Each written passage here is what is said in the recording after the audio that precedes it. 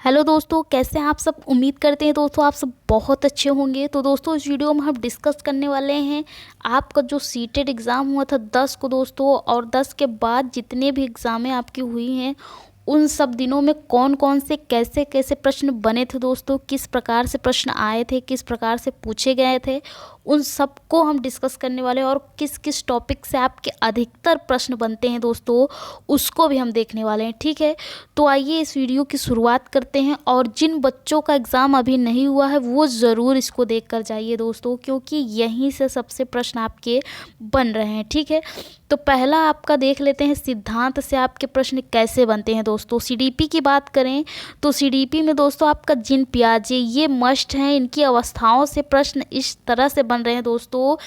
एक अवस्था से दोस्तों दो दो तीन तीन प्रश्न बन रहे हैं। ठीक है, तो आप सब अवस्थाओं को ज़रूर ध्यान में रखिए और ज़रूर उसको अच्छे से पढ़ के जाइए।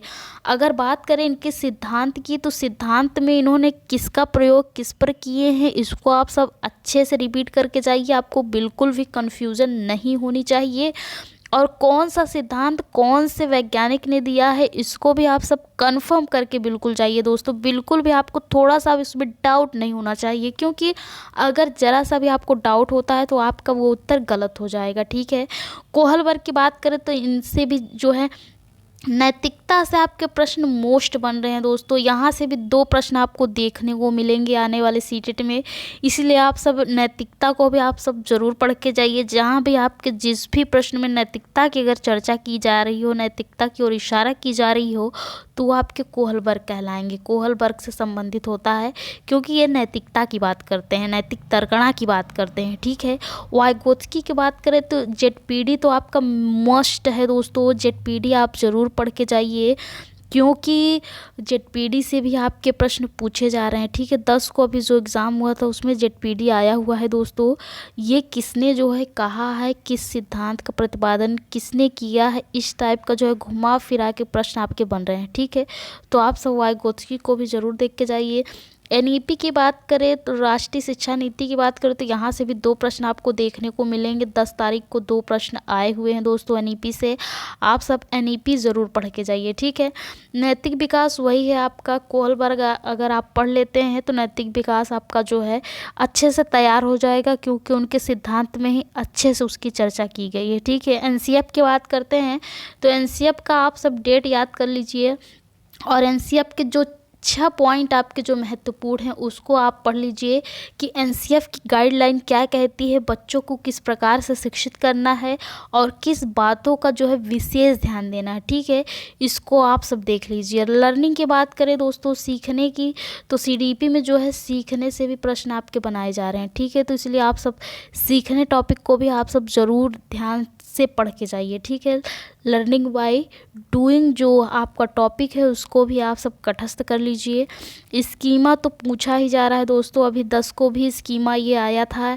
स्कीमा किसने दिया था, स्कीमा में क्या होता है, कौन कौन सी प्रक्रियाएं होती हैं, बालक क्या क्या करता है, इस सब को भी आप सब ज़रूर पढ़ के जाइए। ठीक है, क्योंकि ये सब काफ़ी ज़्यादा महत्वपूर्ण टॉपिक है और इन्हीं से दोस्तों लगातार पूछा जा रहा है। ठीक है, अगर अवस्थाओं की बात करें किस प्रकार से पूछा जा रहा है, तो दोस्तों कभी कभी किसी किसी शिफ्ट में ये पूछ लेता है कि 0 से दोस्तों 2 वर्ष की अवस्था को कौन सी अवस्था कहते हैं, क्या नाम रहता है, आपको बताना पड़ता है। जैसे कि संवेदी, गामक, पूर्व संक्रियात्मक, औपचारिक, अनौपचारिक, मूर्त, अमूर्त, ये सब आपके नाम है।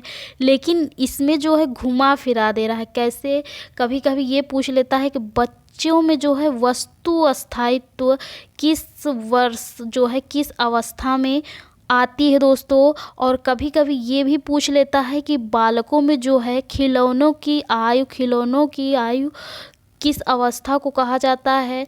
या फिर ये ना पूछकर आपसे ये भी पूछ सकता है कि बच्चा अनुकरण करना या फिर तर्क चिंतन करना किस अवस्था में शुरुआत करता है। ठीक है, इस टाइप के प्रश्न पूछे जा रहे हैं। तो आप के अवस्था जो हैं, जितने भी 4 अवस्थाएं हैं और उसमें कौन कौन सी क्रियाएं बालक करता है उसको ज़रूर ध्यान में रख के जाइए। ठीक है, कि 0 से 2 वर्ष का बालक होता है तो उसमें कौन कौन सी क्रियाएं प्रारंभ हो जाती हैं, और 2 से 7 वर्ष की अवस्था में दोस्तों कौन कौन सी प्रक्रियाएं वो बालक करने लगता है। जैसे जैसे वह बड़ा होता जाता है उसकी प्रक्रियाएं क्रियाएं बदलती जाती हैं, तो कैसे बदलती जाती हैं और कौन कौन सी क्रियाएं उनमें आने लगती हैं, इसको ज़रूर आप सब पढ़ के जाइए, ठीक है। क्योंकि यहाँ से दोस्तों 2 प्रश्न 10 के शिफ्ट में आप सब उठाकर देख सकते हैं, डायरेक्टली यही पूछा गया है, ठीक है। इस पर मैंने एक वीडियो भी बनाया, आप सब उस वीडियो को प्लेलिस्ट में जाकर दे सकते हैं। एग्जैक्टली वही है, ठीक है। अवस्था की विकार की बात करें तो डिसलेक्सिया, डिस्ग्राफिया, ये सब आप सब ज़रूर पढ़ के जाइए, क्योंकि यहाँ से भी प्रश्न पूछा जा रहा है, ठीक है। 1-2 क्वेश्चन तो कंपलसरी आपका आना ही आना है, तो इसमें बिल्कुल आपको डाउट नहीं होना, एकदम श्योर है कि आप सब इसको ज़रूर पढ़ के जाइए और ज़रूर फंसेगा। शिक्षण की बात करें तो शिक्षण से भी प्रश्न आपका पूछा जा रहा है, तो इसको भी आप सब एक नज़र देख लीजिए, ठीक है। अब बात करते हैं ईवीएस की, तो ईवीएस आपका मिज़ोरम से भाषा क्या है दोस्तों, इसको देख लीजिए। भाषा को कौन कहाँ की भाषा है, अगर हो सकेगा तो आपके लिए एक वीडियो बनाएंगे भाषा पे जल्दी जल्दी से, ठीक है। आपके लिए फटाफट से आप सब देख लीजिएगा। बनारस का नृत्य क्या कौन सा है दोस्तों, नृत्य की बात करें तो नृत्य से भी प्रश्न आपके पूछे जा रहे हैं, इसको भी देख सकते हैं। गोलकुंडा किस लिए प्रसिद्ध है दोस्तों, ये सब भी आप सब देख लीजिए। मानचित्र की बात करें तो यहाँ से भी 10 को जो है 11 को आपके ये प्रश्न जो है आए हुए हैं, ठीक है। भोजन की बात करें तो भोजन से भी आपका प्रश्न आया हुआ है। आवास की बात करो तो यहाँ से भी आया। कचनार की सब्जी दोस्तों कहाँ पर बनाई जाती है, इन सब को दोस्तों एक बार एक नज़र आप सब जरूर देख के जाइए। गणित की बात करें तो वहाँ क्षेत्रफल आपका टॉपिक है, इसको देख लीजिए। प्रतिलोम देख लीजिए। और जोड़ घटाना की बात करें, संपूरक से कोण से बात करें, वैन हिले का सिद्धांत, ये आपका सीडीपी है दोस्तों, यहाँ से भी वैन हिले भी पूछा था, ठीक है। वैन हिले के सिद्धांत को भी आप सब एक बार देख लीजिएगा। जो बच्चे नहीं देख के गए थे वो पछता रहे थे, लेकिन आप सब देख लीजिए। कोण की बात करें तो कोण भी पूछ सकता है बीच बीच में, ठीक है। और बाकी अगर हिंदी की बात करें तो हिंदी में ग्राफ पूछ लेता है कभी कभी, और संधि विच्छेद तो बहुत पूछता है दोस्तों। 2-3 संधि आपको यहाँ से देखने को मिलेगी, क्योंकि एक तो अभी आया था विद्यालय का आया था दोस्तों, संधि विच्छेद कीजिए, कौन सी संधि है ये पूछा था। प्रत्यय की बात करें तो प्रत्यय भी आपको 2 प्रश्न देखने को मिलेंगे, और इसमें एक पैसेज देगा और आपको जो है उनमें से ही उत्तर छांटने को मिलेंगे, और उसमें से भी प्रत्यय और विशेषण ये सभी आपका पूछेगा, ठीक है। वातावरण की बात करें तो यहाँ से भी आपके प्रश्न बनने वाले हैं दोस्तों।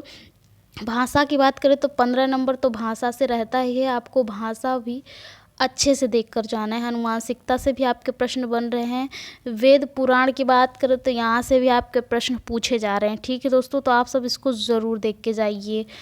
और संस्कृत की बात करें तो संस्कृत में आपको दोस्तों कुछ ज़्यादा नहीं, लेकिन ये है कि आपको जो है संधि ज़रूर देख के जाना है। एक बार से देख लीजिए संधि, क्योंकि संस्कृत में इस टाइप के प्रश्न आपके आ रहे हैं कि जैसे कि एक बड़ा सा पैराग्राफ दे देगा और सारे क्वेश्चन आपके उसी पे बेस होंगे।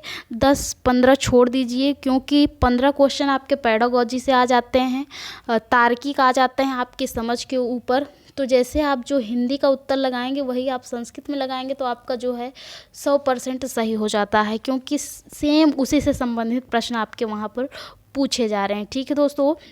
क्योंकि संस्कृत में खाली पैराग्राफ देता है, और पैराग्राफ आपको अच्छे से जो है पढ़ना है।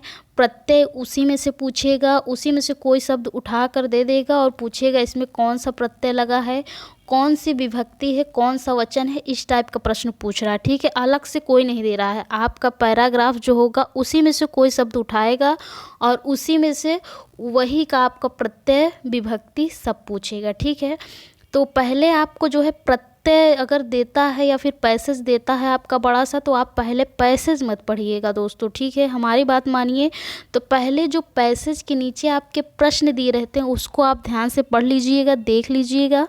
उसके बाद आप जो है पैसेज में घुसिएगा, ठीक है। अगर आप प्रश्न याद कर लेंगे तो आप पैसेज पढ़ेंगे तो आसानी से आपको जो है उत्तर जो है मिलता चला जाएगा। अगर आप पहले पैसेज पढ़ लेते हैं फिर प्रश्नों को देखेंगे तो बहुत टाइम लग जाएगा, ठीक है।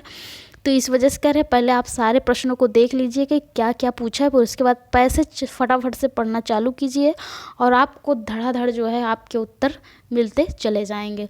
तो 15 नंबर जो आपका ये फिक्स है पैसेज से, 15 नंबर आपके समझ के ऊपर आधारित होगा, ठीक है। तो आप सब इसको ज़रूर देख के जाइएगा, पढ़िएगा, क्योंकि ये सारे टॉपिक आपके महत्वपूर्ण है और इन्हीं से इर्द गिर्द आपके जो है प्रश्न पूछे जा रहे हैं, ठीक है। तो आप ज़रूर देख के जाइए। तो इतना निवेदन है आपसे, अगर आप आपको जो है सीडीपी में और अच्छे से वीडियो देखना है, सबके सिद्धांत को देखना है, तो आप हमारे प्लेलिस्ट को चेक कर सकते हैं। उसमें बहुत ही अच्छे तरीके से दोस्तों एकदम हैंड राइटिंग से लिखा हुआ जो है वीडियो आपका बना हुआ है, और एग्जैक्टली कोई भी इधर उधर नहीं, एकदम जो ठोस है करेक्ट है दोस्तों वही पढ़ाया गया है। ठीक है, आप सब ज़रूर देखिएगा। तो इस वीडियो को आप सब जिन जिन बच्चों ने जो है अभी एग्ज़ाम बाकी है उन लोग देख लीजिए ज़रूर से। ठीक है दोस्तों, तो ठीक है, तब तक के लिए नमस्कार, टाटा बाय बाय, और ज़रूर पढ़ते रहिए।